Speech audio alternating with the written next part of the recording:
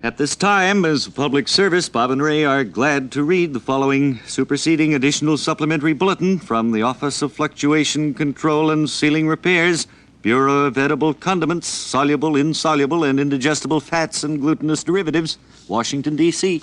Correction of Directive 9 of the Directive 943456201, issued a few moments ago. First correction, that number is now 943456202. The second correction, please note that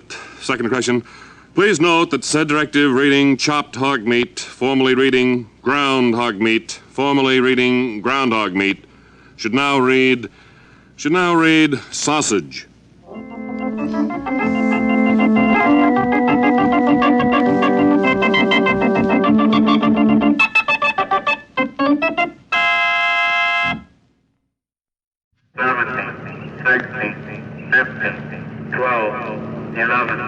And now, chocolate cookies with white stuff in between them brings you another episode of Lawrence Fechtenberger, Interstellar Officer.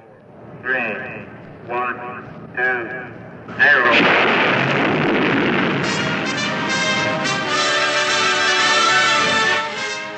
In our last episode, Lawrence and Mug graduated from the Interstellar Space Academy.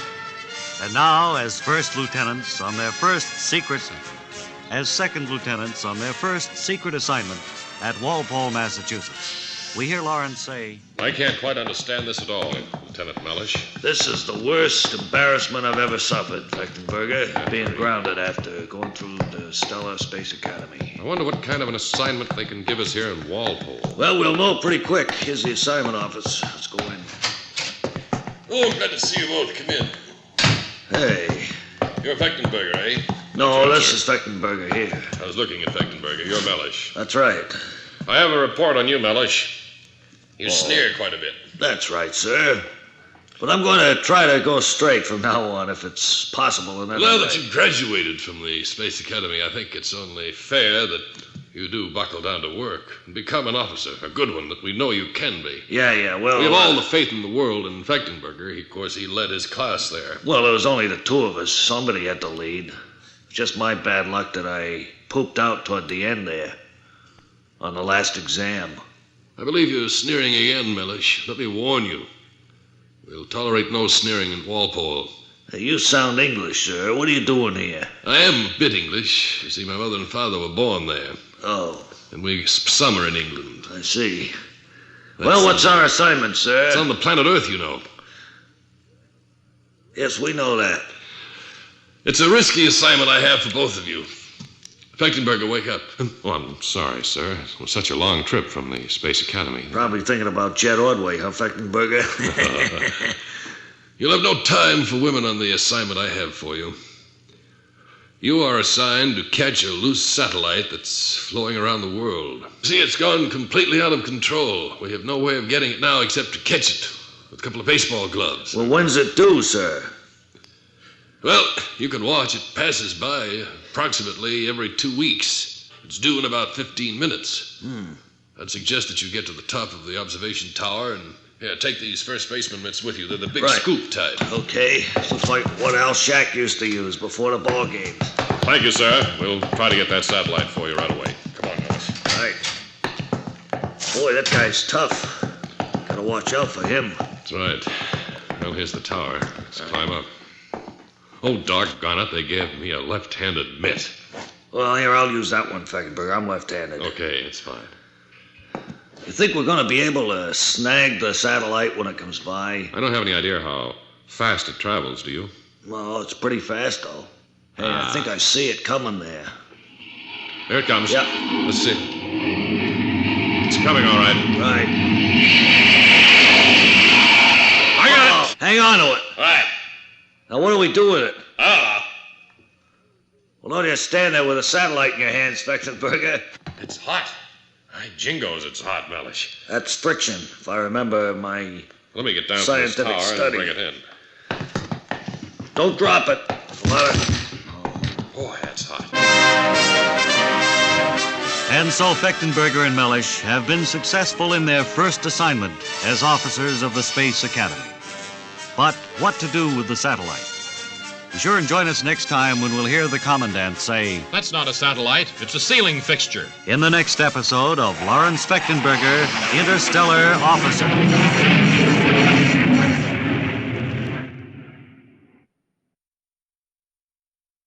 Well, ladies and gentlemen, today we have a guest who has quite an unusual occupation. I won't give it away, but I'll let him tell it himself. Welcome to the Bob and Ray portion. Chester Hasbrook Frisbee. Well, thank you, Mr. Elliott. You are Mr. Elliott, aren't you? I am, and this is Mr. Goulding here. How do you do, Mr. Frisbee? Thank you. I like to identify my characters. Oh, we're not characters, really, Mr. Frisbee. Mr. Elliott, excuse me, I didn't mean it that way. When I say characters, I mean the cast, the people who live in the programs I write. Oh, excuse me, I got the wrong I'm glad impression. you're mollified. Mm-hmm. When I say I like to identify my characters, I mean like this. As we listen today in Holden's living room, we hear Holden, widowed husband of Lucia Tilden, daughter of Professor Tilden of Micmac College, say to Francine Lamour, former dance hall girl, Francine... Well, I think I see what you mean, Chester Hasbrook Frisbee. You really identify your characters. Thank you, Robert Tisdale Elliott. Well, folks, we can't keep it to ourselves any longer. Our guest today, Chester Hasbrook Frisbee, is the author of such familiar and well-loved soap operas as Life Can Be a Nose to the Grindstone, Just Plain Pierre, One More Incision, Tilly of the Trailer Camp, Plastercast, Ohio, and the great Southern classic, A Jug of Muscalong, A Loaf of Gluten Bread, and A Seminole Blanket Over Me in the Wilderness of the Everglades. You forgot young Dr. Denton, schizophrenic. I did, as a matter of Just fact. starting. Well, On another network. folks, Chester Hasbrook Frisbee here is going to answer questions that all America is waiting for. Is old Dr. Holbrook, the foster father of Just Plain Pierre, going to recover from his amnesia? Well, I'm glad you asked me that question, Robert Tisdale Elliott. By the way, what happened to your partner, Raymond Thorndale Goulding? He went out to have a little trepanning job on his brain. I He'll see. be back later. A very good idea indeed. Now, about old Dr. Holbrook, the foster father of Just Plain Pierre, the hero of my daytime serial, Just Plain Pierre. Yes, is he going to recover from his amnesia? Yesterday we learned that old Dr. Holbrook, foster father of Just Plain Pierre, had been found wandering on the 19th hole of the Centerville Country Club after an all-night search by 200 Boy Scouts, Company D of the National Guard, and the Kiwanis, Rotary Lions, and Exchange Clubs. Yes, but Mr. Frisbee, is old Dr. Holbrook going to recover? Listen in tomorrow to the next episode of Just Plain Pierre. Will old Dr. Holbrook recover from his attack of amnesia? Is Plain Pierre really plain? What does the flag at half-mast over the firehouse signify? And thank you, Chester Hasbrook Frisbee, for an interesting interview. You know, hardly a day goes by now that you don't read something about these tranquilizers in the newspapers or magazines, and so we sent our highly controversial Wally Blue out to cover it. The story on tranquilizers, and today he's at a tranquilizer factory somewhere in eastern United States. So come in, please, Wally Ballou. From Brattleboro, Vermont, this is Wally Ballou at the Sleepy Time Laboratories, where we're going to speak with some of the men who are helping to calm down the people of the United States. First, Mr. Thurston Perdue. Mr. Perdue is the plant manager here at Sleepy Time. Yes, sir. And I'd just like to say hello, Mr. Perdue, and say hello to all of our listeners. Hello. I notice you're going full tilt here at Sleepy Time, turning out tranquilizers by the carload, I'd say. That's right. We turn out about. Oh, you don't need to be nervous, sir. We're just on the radio. Yes. No cameras or anything. Oh, here comes Mr. Perdue's assistant, Mr. Oh, I'm sorry. Thirdly. Hey, boss. Where's that first carton you made this morning? Now they're checking. I don't know. out Don't the look at me. Cartons I don't made know. this morning. Well, it came down here, didn't it? I don't think so. Sleepy Time is I one don't- of the leading Better producers check of. and shipping. the- Okay. Did he say it was down in the chicken shipping department? What do What? chickens have to do with tranquilizers? No, shipping. Oh, Shipping department. I was going to say that. This is one of that the- shadow on the wall scared me. Whew. Oh. Well, lights are a little bit What? strange in here, kind of eerie, and I suppose that's to calm down the employees. What? isn't it? I didn't mean to turn that quickly. Just turn very slowly, will you, when you address me? I'd appreciate it very much. How many tranquilizers do you turn out in a day, Mr. Perdue? You mean Huh? you mean individual tablets? Yes. Oh, maybe 6,000, 7,000. And they go like hotcakes, I guess. Yes. Judging from the From the records here. I thought What's you the were going matter? to fall there for a minute. Oh, no, I just kind of leaned over the Watch it, please. railing there. There's one of the other... Hi, boss. And the operation is going full speed ahead here at sleepy time. So that America's millions... What's that? Relax. What's that? What is that? That's the lunch bell, Mr. Perdue. Oh, there's the boss again. And so amidst this scene of busy industrial activity... Watch the machine there, That's please. all right, see Please it. watch it. This is Wally Ballou at the Sleepy Time Laboratories, sending it back to... What do you know about that? Well, that's the story on tranquilizers. Thank you, Wally Ballou.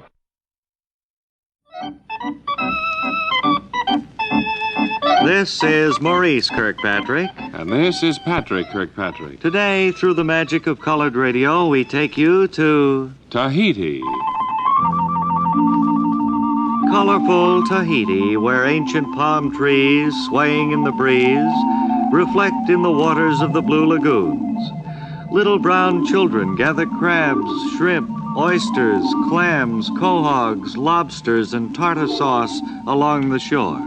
Ebullient Tahiti, where joy is king, laughter is queen, and all day long the natives eat crabs, shrimp, oysters, clams, quahogs, and lobsters with tartar sauce. As our boat approaches the shore, we pass a native outrigger. Hello, outrigger. Hello? Where you been? Out, rigging. Just ahead of us, we see a rock sticking out of the water. It is called by the natives Plymouth Rock, after a breed of hens they raise in Tahiti. We are getting closer to the rock. Closer. Closer. Didn't think you could hit it, Morris. It's a breed of hens they raise in Tahiti. And now the natives see us, and as they line the shore, they say a Tahitian chant of welcome.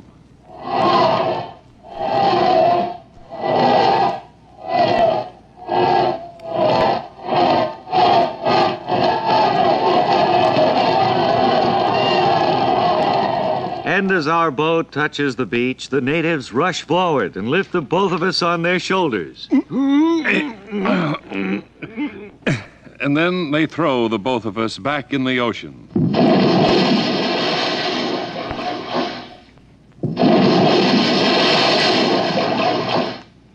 This is an old custom. Who is that third guy? I don't know. He came over on the boat with us.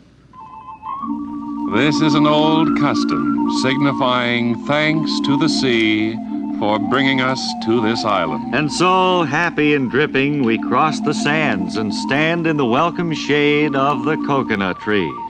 Ouch! Ouch. It is fall in Tahiti, and the coconuts do. Ouch! Who got that third one? That guy who came over on the boat with us. And as we stand under the coconut trees, a line of dancing girls approaches us. Say, Morris, the women here don't wear any... This is a native dance called the wing ding. Morris, the women here, they don't wear... An ancient native custom. Let me finish, Morris. The women don't wear any makeup.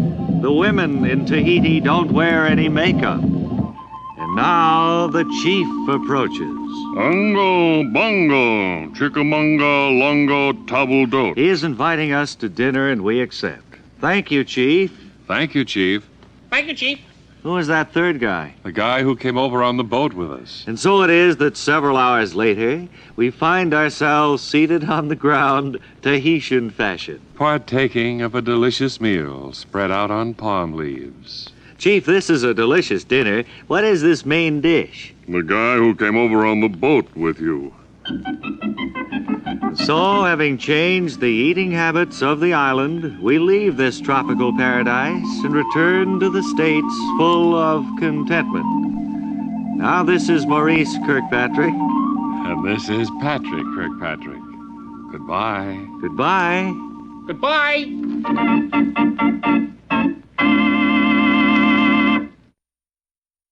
Howdy do, everybody. This is Ray Goulding here at Cheaper's Discount Store.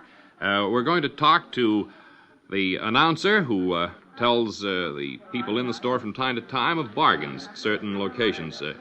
Interestingly enough, sir, you have a name of a famous announcer, Hugh Downs. I wonder, are you any relation to... No relation whatsoever, Ray. You're just another Hugh Downs, huh? That's right. Wonderful. Can't have too many of them. Hugh, tell me, how did you break into the discount department store announcing business? Well, I began on a small station in Iowa. Then drifted off into the newspaper game for a while. Did you ever then work became in... a rapper here at Cheaper's. Uh-huh. And have worked my way up to the announcing chores. Now, I might describe where we're located. Would you wait just 1 minute, Ray? I Really? see the floor manager is signaling me to go on the air, so if you just be quiet for just a minute. Okay, I'm sorry. Attention, Cheaper's customers. There's a sale right now in the record department. You can get the new album, The Many Moods of Ben Grauer, regularly $3.98, now 76 cents. Or now we can talk. I'm off the air. Hugh, I might mention that there's a very good reaction to that announcement. Yes, We're yes. in a glass booth so that we can see the entire store. Some of the sound is probably feeding through. They really went for that album. You get a signal when to go on the PA system here in the store from the floor manager. Much in the manner of a TV show, Ray. I keep my eye on him, and he decides when they... Oh, there he's signaling me again. Now, I see That's he my held up next two item. fingers. You go to number 2 on your list. Hardware department. Right. Stand by. Attention, Cheaper's customers. In the hardware department right now, a pound of 3-penny nails, regularly 50 cents, now 37 cents. Sounds like a fairly decent bargain, Hugh. Did you ever work in a food store or a department store? Only as a rapper here at Cheaper's, Ray, Uh-huh. as I said. You, Wait a minute. yes. He's signaling me again. Attention, ladies and gentlemen, in the food department right now for the next half hour, a sale on imitation anchovy paste. 3 cans for $1.05. It looks like anchovies, tastes like anchovies, but doesn't smell like anchovies. This anchovy paste is from Hong Kong, That's I good see. reaction. Yes, it is. I see. You didn't mention ladies' footwear. Now, I noticed that's next on your list, is it? Or Ladies' footwear featuring the wedgies. I don't want to They're, tell you how to run your business, but do I see the floor director signaling you? No, he's scratching his ear there. Sorry. Well, now, Hugh, to get back to you, what is your future? Where do you go from Ray, here? I hope What that is, someone will catch me here and give me my big break. I mean, I'm here in big town at last, and I'm doing what I like to do best, announce. Wait a minute, the wedgie announcement. Attention, Cheaper's customers, and you ladies in the footwear department will find fascinating wedgies now, 2 pair for $3.45. I see that our time is just about up. We've been talking to you from Cheaper's Department Store, discount department store announcer Hugh Downs. Now, before we return it, I wonder, Hugh, if you would give us the famous signature that you wind up all your day's broadcasting activities The one here at I this used discount back store. in Iowa that I began way back then. Folks, until next time, keep your nose clean so you can smell a phony. Back to it. Now the Bob and Ray Stock Company brings you an epic of the Civil War entitled Epic. The Story of Epic begins in the little town of Follinsby, New Hampshire, where the local company of volunteers is marching out to join the Union forces in the South.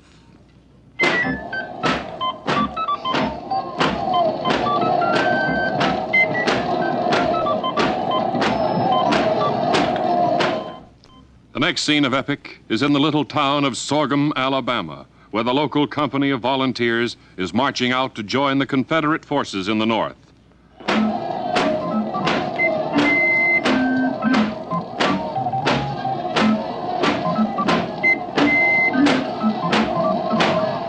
And here we have the dramatic quality of any great conflict. 2 opposing forces marching steadily toward each other. One marching south, one marching north, coming closer together. Closer, closer. What will be the result when these 2 opposing forces meet? Our next scene is in Gosnold, Massachusetts. The volunteer company from Follinsby, New Hampshire, is marching southward, ever southward.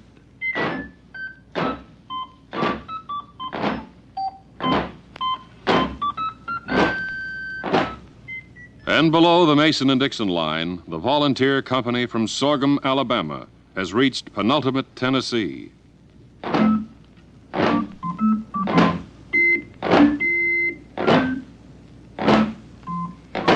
What is going to happen when these two opposing forces meet? North versus South. New Hampshire versus Alabama. Volunteers versus volunteers. Blue versus gray. And now the company from Follansbee, New Hampshire, still marching south. Reaches a signpost. And Captain Hiram Whitcomb, commanding, reads the sign. Fredericksburg, Maryland. 10 miles. Meanwhile, the company from Sorghum, Alabama, also reaches a signpost. Captain Stuart Beauregard, commanding, reads the sign. Fredericksburg, Maryland. 10 miles. Epic is approaching a crucial point. The opposing forces have only 10 miles each to go. And then, what will happen?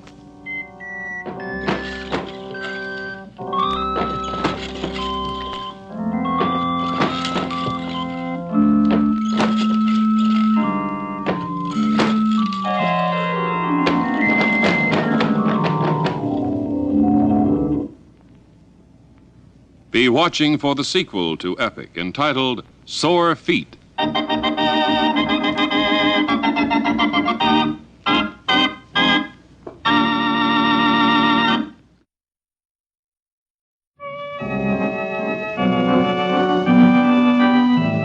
And now a cookie with a fluffy marshmallow and chocolate sprinklies on it, with a cherry on top of that, brings you another episode of Matt Neffer, Boy Sport Welder.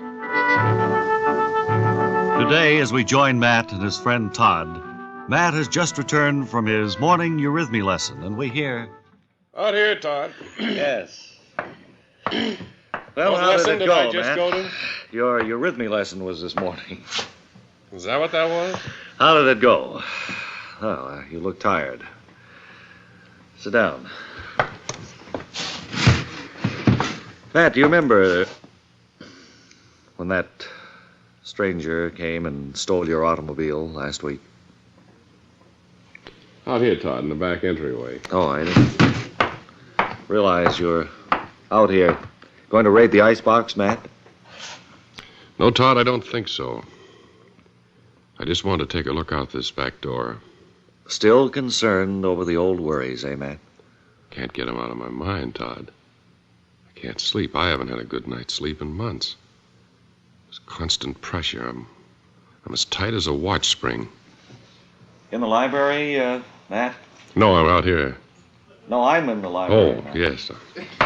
I was just looking over this collection of rare first editions you received.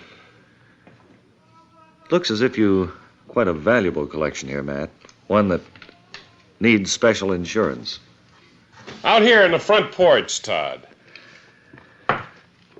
Did you happen to see my valuable collections of first editions? I have for years been searching throughout the length and breadth of this town for first editions of books and magazines, periodicals, and last editions, too. I particularly admired your copy of Alice in Wonderland. The cover is gaily etched, and the illustrations inside are unbelievably beautiful. Under the kitchen sink, Todd. This particular volume of Alice in Wonderland. It's leaking. On the second shelf. Hear that? Yes. It's a very unusual sound. You see, I have a trap on this drain pipe. We shouldn't have that noise, Todd. It's the demons again. Must be something wrong with that trap there. Something terribly wrong. The water is not going into the trap at all. Just emptying out onto the floor here. In your hat, Matt. And so Matt and his friend Todd are plagued by the ever-present foibles. Be sure to join us next time when we'll hear Matt say... Over here, Todd. I think it's in my hat. in the next episode of Matt Neffer, Boy Spot Welder.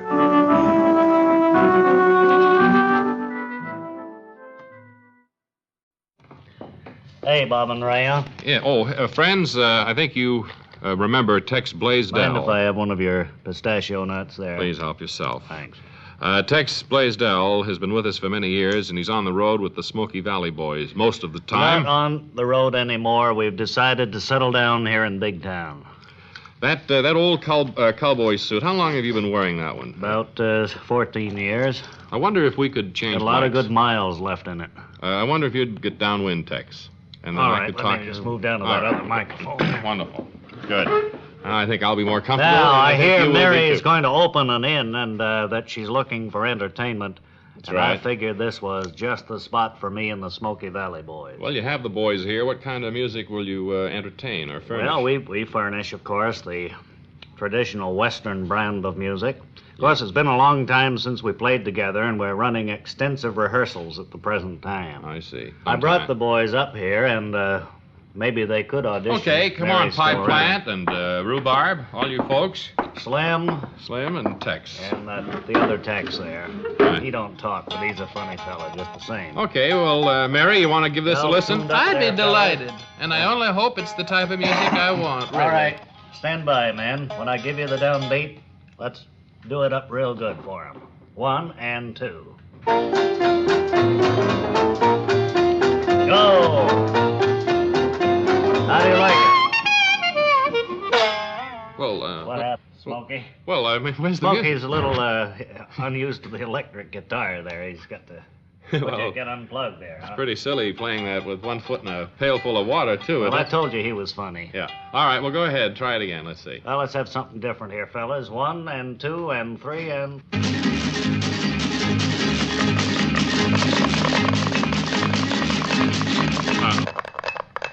Well, wait. Well, Hey, all right Just a there, second, Tex. Tex. So, well, where's the music? It's Well, that's what I like say. a vamp, you know. I know, but we're having extensive rehearsals, and we will get into melody and repertoire in probably a few days or so. Well, you see, Tex, I'd love to be able to hire you, but I am afraid I don't like the it's all Well, I vamps. There think doesn't seem to this be any goes- tune. This would go great in a country inn like you're Do you planning. have another Oh. one you could play for Well, us? we've been working on this one. We got it partway All right, go ahead. finished, but You fellas all as set? I said, most of the stuff we're doing now is vamps. You all ready, Smokey and Tex? All right. Give them a sample.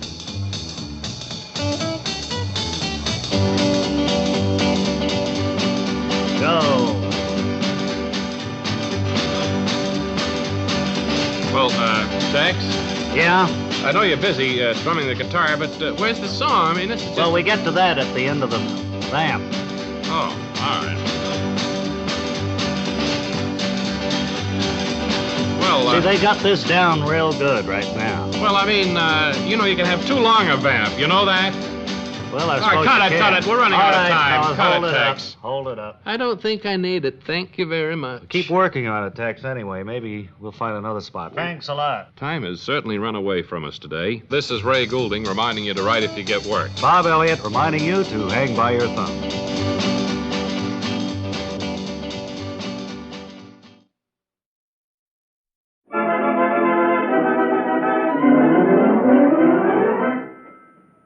Yeah, matinee with Bob and Ray say. We got a new ashtray in here today. We must have had a forum program last night. absolutely not. Huh? Absolutely not. No? Fooled you, didn't I? I suppose you thought I was going to agree with you. I thought you Well, were, I'm yeah. through agreeing on this program. All right. I'm going to be disagreeable What are Gus. you through agreeing? Yeah, I'm just going to not agree anymore. I've just agreed to myself not to agree with anybody. Why? Somebody What's says the nice, I say, what's nice What's about the it? matter? What's bothering I you? don't know. I'm just going to be disagreeable. Well, okay. I don't But see your life that's gonna okay? What are you going to do accomplish about it, you very know? much. That isn't going to accomplish very much. I don't care whether it accomplishes anything or not, you know? Okay. What do you mean, okay? Suppose it does Fine with accomplish me. something. Fine with me. What do you mean, fine with you? You don't have anything to do with it. It's Okay, my it's not idea so to be good with me. disagreeable. I'm sorry you're going to be disagreeable. It's a I don't good know. idea. For Okay, me, it's a good idea. Excuse me, the phone. Hello? Oh, gee. I'll straighten myself out, sir. Certainly will. I know I've been flirting with it for a long time, sir. Well, if you say that once more, I won't come back tomorrow. You know what he said? What? You're fired. Oh, well. Thank as long you, as it sir. isn't anything important. Goodbye, sir. Now, The Life and Loves of Linda Lovely. Written for radio by A. Carrington Love. Starring Marcia Van Alshot as Linda, Sherman L. Sturdley as David.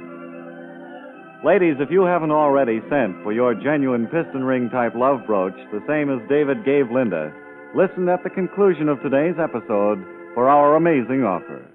Now, Chapter 74, Book 81, page 743, line 7, entitled Linda Speaks with David.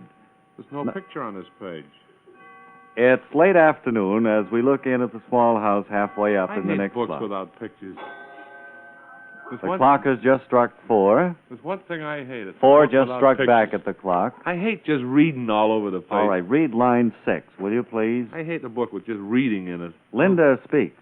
Oh, David. Wait a minute. To David. David, my darling. And says, Darling, I'm home again. I've been to the grocery, you know. Were you speaking to me, Linda? Yes, come on microphone, David, before you be fired. I'm upstairs. I'm upstairs. It'll take me a moment to get down. All right. Here I am. Ah, David. Bless you, my darling. Yes, I remember those days Kiss 8 me, David. years ago. Kiss me, my darling. All right. Your lips are like petals. Bicycle pedal. What'd he say? That's See- one thing about Bill. He'll even steal a joke from Bob. See, Linda, outside, the leaves are falling down. They are, David? They're table leaves. Oh, my darling, you're so... Wait till I take my kiss kerchief out and wipe this lipstick off. I thought it was indelible. I thought it wouldn't come off, but it did. David, I do wish you would perish immediately. I will. Great Scott, I hadn't thought of that. The phone, David. Will you answer it, please? Yes, I will. Hello. Hello, Ogden, Utah. No. You... No, just carry on a conversation. Oh, It's with the Flatfoot. Hello, Flatfoot. Oh, don't say that to a cop. He'll get mad. Okay. Hello, Sir. sir. Yes. What's he saying, Bob? He has a mysterious case he wants us to follow through on. Well, I believe it's the case of Johnny Walker. it is. By George, we'll have to investigate that. You stole mine, didn't you? I was seated in my office one day when the bell rang. No, a knock sounded on the door. Make it easy as possible. I raced to the door, threw it open. Hey, I clocked you on that. You did it 4 minutes, 10 seconds. But aside from that, who are you? I don't want to say right now. I'm in no position to say. All kidding aside, what are you here for? Who's kidding? I'm in no position to say what I'm here for. I'm in a very funny position. That I'll agree to.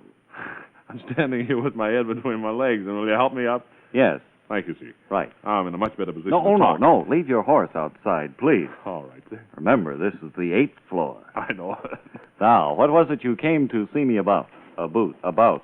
It's about my boss. I think he's going to kill me. I see. How long have you known this woman? Since I got my paycheck this morning, I've had the feeling that he's going to kill me. Has he given you any idea that he would do such a thing? Yes, he told me that. I see. I thought he was fooling for a long time until I saw him sharpening his letter opener. Enough. I have a plan. I have a plan that's foolproof. Well, I have a plan that's foolproof. You won't catch him that way. Not him. It's for you. Oh, what is the plan, sir? Get out of town fast. But I don't want to appear to be a coward in front of all my friends. After all, I am strong. Take my advice. Appear to be a coward in front of your friends. Get out of town. But what will my family say? How will I go on? What'll I do for a living?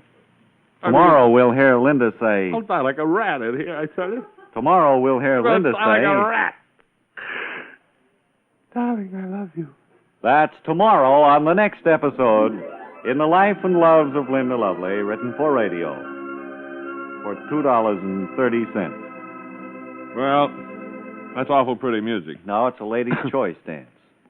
A lady's choice dance. I haven't heard that since I went to a square dance. I was telling Bob, my opinion of a lady's choice dance is when every fella except one gets mad. And with that, we roll into our first number. It's a little too deep for you, Bill. Here they are, ladies and gentlemen. Take them, will you, please?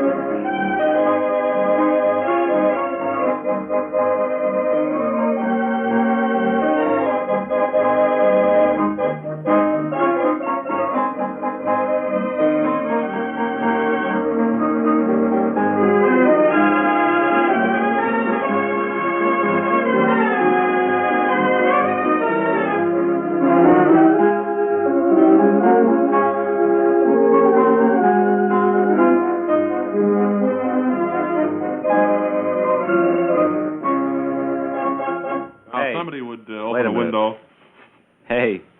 Yes? Oh, you're supposed to yell that at the end of the... Hey. Hey. Always at an end of a polka. Hey. Well, so much that was for the Helen polka, wasn't it? It was. I recognized it the minute they started to play it. They all One sound thing the about same a to me. polka, you can always distinguish between them. Now, if he played the clarinet polka, it would have sounded more like this. You can't play the clarinet polka with a drum Piano and piano organ? team as we have. Oh, you can't? No, you can't play it very well. You can play it, but it'll sound more like an organ piano polka. Oh. Mm-hmm. You won't be able to get the idea it's clarinet polka. Oh. But that's enough of science for today, Bob. Yeah, I think we should have a I hate to Chesterfield delve too here. deeply into subjects like that because... It's over our heads. Well, yeah, that's right. Mm-hmm. Makes us look like fools. Right. How about Chesterfield right now? Chesterfield over and over again. Chesterfield satisfy women and men. Milder, much milder, all smokers agree. Always buy Chesterfield A, B, C.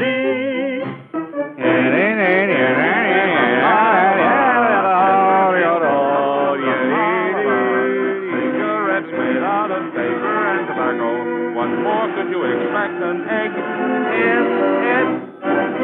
It's amazing how long we can go in this program and do nothing, isn't it? What's that, Bob? It's amazing how far we can go and do nothing. Well, I don't know. Just this morning I was talking with a blithering idiot. Oh, have they signed somebody new up here? Sure. Uh-huh. I love that. I have never met a blithering idiot. Be careful now. That's And I thought that for the first time in radio, to distinguish ourselves again, we would present a blithering idiot for the first time on the radio. Okay, sir, that's all. Here's a special news bulletin. Uh-oh, here's Peter Gorey with our up-to-the-minute news summary. A man jumped from a parachute. Excuse me, I'll come in again. That would be much better, Bob. Here's a news bulletin. A man jumped from an airplane today and was mighty surprised when his parachute didn't open. He landed with resounding thud. And here he is. Resounding thud. Thank you, and good afternoon, Fred. Where are you playing now? Oklahoma over Texas. Oh, that's... Say, listen. In the far west, Maine will down Bates. Wait a minute. We have to have our coach from Indiana Collegiate University with us today, and here he is with his theme. Pull down the shades for I see you. Pull down the shades, for I see you, and your back goes passing by. I see you. First in the East. Coach Spike McSturtley, Thanks our a lot, and hello, sports lovers from coast to coast football and expert, everywhere. and his Good unrehearsed to be back with you all here in the ad-lib fall. football when prediction. leaves are falling in the air, it's crisp, and there's a snap in the air. Now, Grand to be back with you. what are your predictions in the East, Coach? First in the East, I look for Harvard to show up against Cornell. You believe they'll arrive at the stadia? The odds are 5 to 8 that they will appear. All right, sir. And in the Midwest? Excuse me, President Collin, it's only a gag, sir. In the Midwest? In the Midwest, I'm looking for Indiana to play some team, and I haven't checked the schedule, so I don't know who they're playing, but I suppose they will play. It's a Saturday afternoon tomorrow. Right. Far West? In the far West, I look for Stanford. Where? I couldn't find it, though. I was looking up. Looking in Canada, that's why. And in the South, finally? And in the South, I'm looking for Tulane to swamp whoever they're playing, because they have a great team. Okay. And I'd like to speak about my boy, who this year is varsity, as you know. Yes. I've heard about your son. He plays, he's a Little triple Nugget. threat man, isn't he? That's Little Nugget. Nugget Sturdley? And he's at my left tackle position. He's a rock on defense. Mm-hmm. And he's pretty much of a rock on offense, too. I can't get him to make the right plays. Well, that's great. But he'll be in there. He will. Of course, he's my boy. Yes. Well, you'll be back again next week with more headline predictions. Not if I don't have better material, I won't. No. Well, goodbye for today, then. Howdy, Ray. Tex. Howdy, Bob. Hey, Hi, Tex, I see in the paper where the rodeo has hit New York. It hit New York by storm. Excuse me, That's the only way a rodeo can ever really hit I have town. a small cold. I'm here on the advance guard for the rodeo. Uh-huh. I'm cleaning things up down there at the garden, so we'll be all set to take over on the 26th of October. You'll be coming into Boston, will you? We'll be coming in, and we'll be a-playing for all the folks down there. Well, are you getting much of a play in New York with the World Series on down there? Well, business has fallen off a little bit, Ray, but we look for quite a lot more after this Arias is over. Are you going to sing for us today, so long as you're here? I'm not going to sing a thing, no. Well, it's funny. You brought along your hound dog guitar and all. I thought that usually meant a song from you. No, I don't believe I'll be able to do one today. Well, here, give me your guitar and I'll bash it over your head. All right. Wait till I bend over here. Swell. Remember, friends,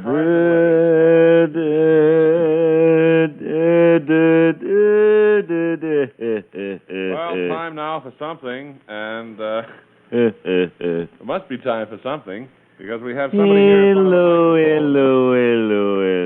Yes, And he's going to give new people, or people who want to go somewhere in show business, an opportunity to be heard on a radio program. Here he is, our host, the Honorable... Hello. What is your name, sir? I keep forgetting. I do myself. All right, go right ahead.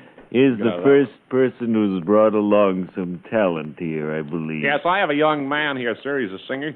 He's a singer, eh? Heard him in the Elks outing one time. Uh-huh. Has he done any commercial work at all? He sung with a small band in high school. Oh, yeah. And I understand he sung a little in college. Does he sing Then, fast after or he got out of so college, slow? He sung to the cops there one time. And you've brought him up here to start him on the ladder of That's right, he's a success. canary, and he likes to sing. All right, we'll give him some of that birdseed and bring him right over to that microphone. What are you going to sing, son? What's that? Oh, you're not my son. Excuse me. What are you going to sing, young man? I'm going to sing a song that I sang the first time I ever sung a song. And what was that? Song of songs. Hey, do you have your music there with you? Yes, I have. All right. So we go, give it to the piano Go player? right ahead. Oh, song of songs. La, la, la, la, la. It's a production number.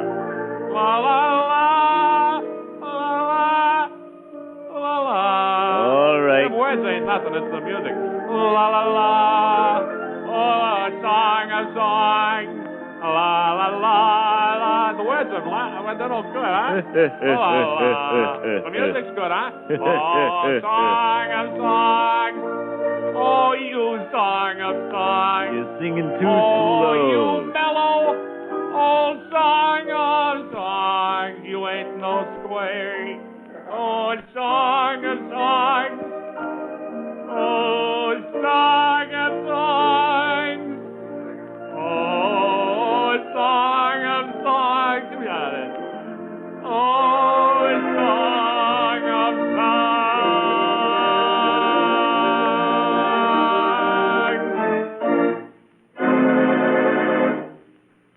D. Well. That was Eugene Crumliff with Song of Songs. And now here's the next contestant we have, who's an impersonator from Rye, New York. That's right. This young lady is an impersonator. Where did you first see her impersonating? I saw her at a little nightclub here in Manhattan. What was she impersonating? Birds and animals. I see. How old is this young lady? 19, going on 20. Wait a minute, I haven't finished laughing. Neither have I, as a matter of fact. May I laugh a little? Sure, go right ahead. She's 19 or 20, eh? Going on 20. And what impersonations is she going to do for us today? Birds, particularly. Birds. And she may toss in one actress. What's the first one? Bird, I mean. Well, let's get up to the microphone first. Come right up to the microphone, honey. Thanks. What are you going to impersonate? Birds. Birds, Yeah. And what's the first one going to be? A robin. A robin, okay. Chirp. And you have any more birds to impersonate? How about a blue jay? That would be all right. Well, you know, they can't see you flapping your arms like that. You have to make a noise. I don't believe you have your heart in these impersonations here.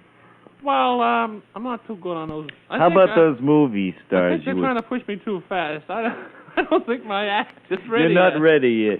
How about those movie stars you were going to impersonate? Okay, I'll do one, Jimmy Cagney. Jimmy Cagney, okay. That's kind of unusual for a girl. Chirp. That was Dolores Crumlift, and now let's see what our applause meter indicates. First, we heard the baritone who sang South Pacific from Paris. All right, little round of applause for him, please. Right. And then we had the lovely girl marimba player from Port Chester, New York. Thanks, everybody. Then we had the insurance salesman who wants to be a garbage collector. And he didn't mind. Finally, we had the girl who impersonated birds. Sure. Now, let's see who won the prize. According to the meter, nobody did. I think this is the first time in the history of this program that we haven't even had a loser. Well. We've got a three-way tie here.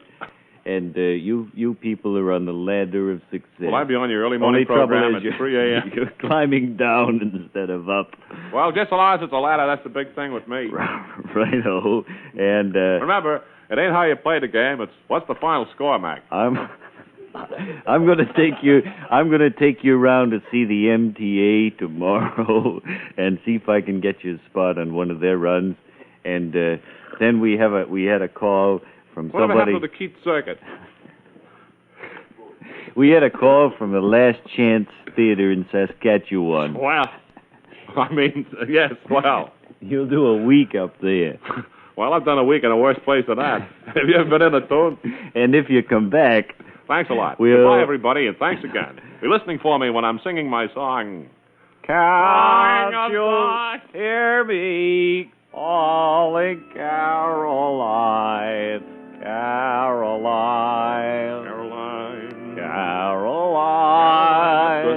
Follow the bouncing ball. Can't you hear me calling Caroline?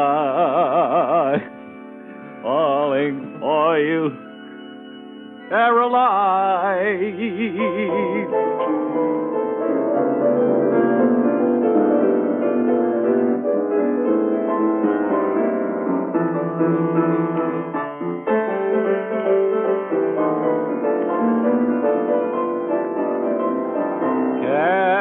Can't you hear me calling Caroline?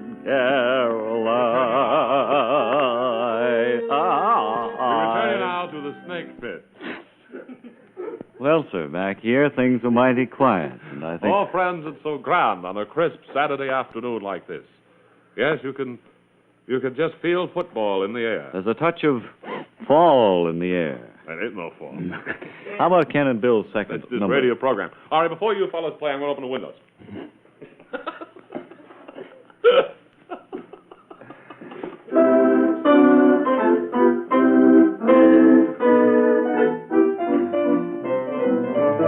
What do they got those clothespins on their noses for?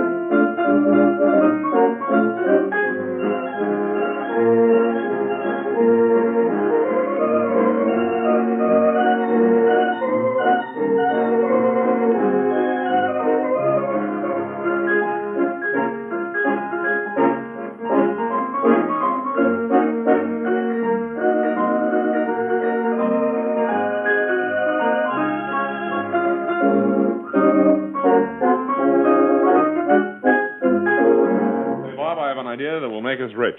We will Yeah. write a song, see? Yeah. And we will call it, this will be the title of the song, The Greatest Song Ever Written by a Human Being. And every time the announcer has to play it, he'll have to introduce it.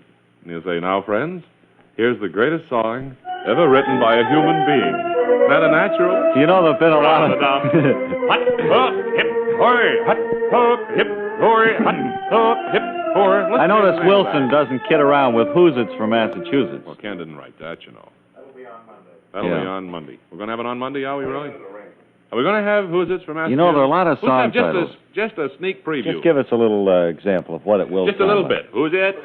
Just a little bit, Bill. Go ahead. What are you Just afraid a little somebody will bit. steal it? Nobody will steal it. Monday. Okay. You know, there are a lot of songs like that, though, that you work up to, and the title works right into what you don't want it to, like, Now, the Orchestra, and Why Was I Born? Yeah, I always think he's so funny, you know. Hmm? The announcer always feels so funny when he has to introduce that song. Sure. Because everyone is looking at him and blinking. Through the glass window. Smiling and giggling at him. Mm-hmm. And it's no fun, believe me. No, it isn't. No, sir. Bob, have we time for a mystery, do you figure? I think we could have a mystery All today. right, let's have just a little bit. Just, one or two murders. I was walking through a thick pea soup fog on my way to Holmes's lodgings when a young man came up to me and he said, Holmes? "No, I'm not Holmes." My mistake. Dr. Watson? "Right." There's been a murder. I say, "Where?" The gatekeeper has been stabbed to death. "Is he dead?" He didn't answer no questions. "I'd better tell my friend Holmes about this right away." That's what I thought. I thought you'd like to know first. "Thank you." But you're going to arrest me? "Oh, no, I have nothing on you." I did it, though. That's for Holmes to prove. I'm only his assistant. And I'm going to kill you, too. Oh, I see. That's I'm going all. to take your throat in my hands and squeeze it, till you're dead, see? Time for one more murder. One more, Bob. So he murdered me. Hurry, though, or we'll only have to get I rapped on Holmes's... We'll only have time for one little assault and battery if you don't hurry. I rapped on Holmes's lodgings, and he came to the door and said... Hello? It didn't look like Holmes to me, and when he spoke, I ain't Holmes. And when I speak, you'll know it definitely. I knew he wasn't Holmes the minute he spoke, because he told me he wasn't. Come here. I'm going to kill you. He did, and... That's the quota, isn't it? Well, I suppose that's enough. Sure. Any more than that, and people would say it couldn't possibly happen. We could work in another one if you want. Now, friends, I'd like to do a little juggling. Remember, if you haven't sent for your piston ring love brooch, the same as David gave Linda, listen at the end of this program for our amazing offer. I'm still juggling, and better now than when I first started. Monday we'll be back again at the same time, same spot on the dial. And we'll have more music by Ken and Bill. Ken Wilson with Candy Striped Suspenders will return Monday. Bill Green will also return Monday with Who's It's from Massachusetts. So I'll be listening. Call up your friends and make sure they're all listening in. This program was prepared under the supervision of the United States FBI. It was. This is not an official program of the FBI, though. This is handsome Ray Goulding saying so long. And won't you join us over the party line again tomorrow? Station break. You give it, Bob. I don't feel like it. Stop the music. Say, that sounds good. Oh, well, I suppose I could. WHDH in Boston.